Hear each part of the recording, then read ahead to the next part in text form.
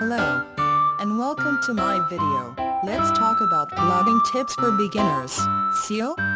On-page search engine optimization 101. Blogging tips for beginners. What is SEO? Most people have no idea what the three letters S, E, and O mean together. It sounds pretty intimidating at first, eliciting thoughts that you have to be a tech genius to understand this concept. It's okay, I didn't get it either starting out. In fact, it's so easy, a caveman could do it, I mean it. Don't give me that look. You want me to prove it? I accept your challenge.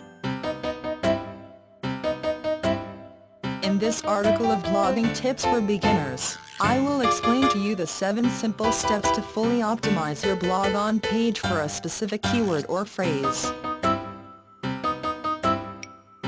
Bear with me on this one, I promise it's easier than you might think. Number 1. Keyword research. The first half of the equation is as follows. In order to rank or have your page come before others in a set of search results for a keyword or phrase, you need a keyword or phrase. What are you blogging about? Piano? The Lakers? Fly fishing? One thing that I will teach right here and now is how to do keyword research, which will allow you to find keywords or phrases specifically that people are searching for monthly. If your topic is cats, but you want it to be targeted at a particular thing such as how cats mate for instance, you can use an online tool such as Google AdWords, which will tell you how many people are searching for that particular phrase monthly. Then you can see related keyword phrases and how many people are searching for them as well. This is important for knowing what people are searching for so you can reach more of your target audience. When I did the research on how cats mate, I found that the number of monthly global searches is 14,800, and the local monthly search number is 6,600. This is great, and what is even better is that there is a low competition, meaning that no one else is really trying to rank for it. This gives you a chance to get your page seen for this particular phrase, and then you get to land a global audience of 14,800 people monthly. Keep in mind, however, that you should look for how many other pages there are out there at the same time that you're competing against. When I did a search, I found that there are 280,000 results. Make sure to put your phrase in quotes so that you get the real result for that exact phrase, otherwise it includes more results that aren't related. You want to aim for between 30,000 and 300,000 as a beginner so you can easily compete for the keyword on your blog. Got all that? Good, because it's all smooth sailing from here. Number 2. SEO score and keyword density. Now that you have your keyword, it's time to alert your attention to SEO score. This is a percentage that you want to get as high as you can. The first of the 12, however, is something else of special notice, and that's keyword density. This percentage number is how much your keyword appears in proportion to how many words are in your blog. You want to aim for 1.21%, but anything below 1% or above 2.5 is bad. This number lets the search engine know if your keyword is relevant, and makes sure it's not being spammed in your article. My particular keyword phrase, for instance, is blogging tips for beginners, and if you are looking at this article in my blog, you can look for how many times I use the phrase blogging tips for beginners to get a sense of how I use it to compensate for my large amount of words. Number 3. First and last sentence. The next thing is to have your keyword in the first and last sentence.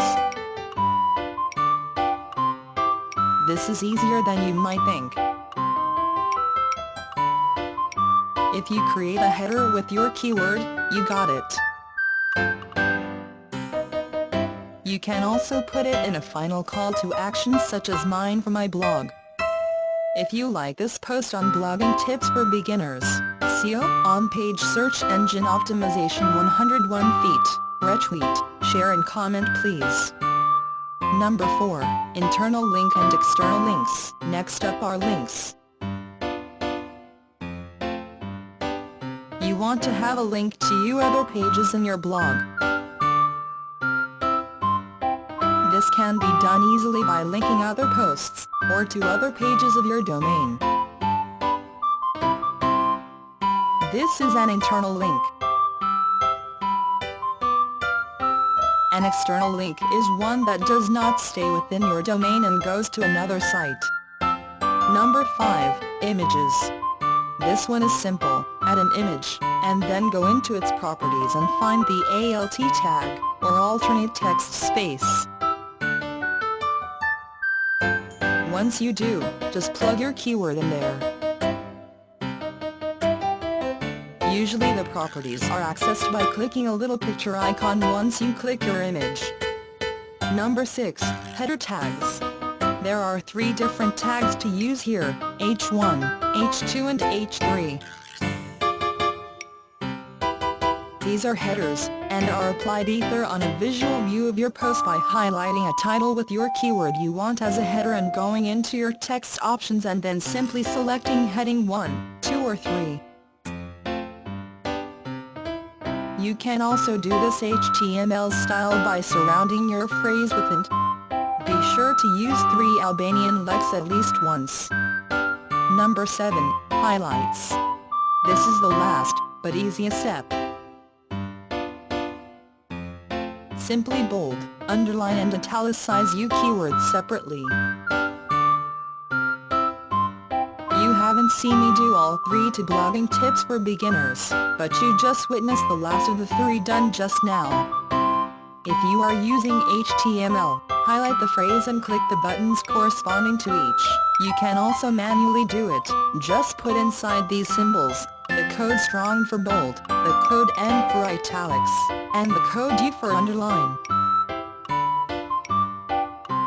Be sure to watch out for your U code.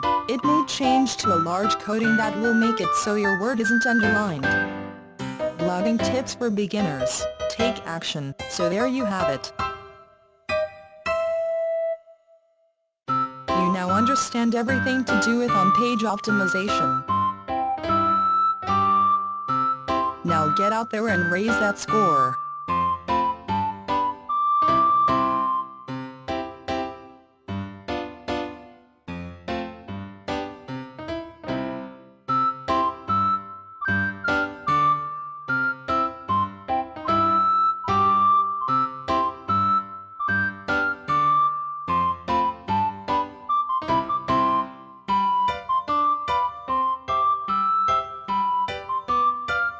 Please click the link in description for more information.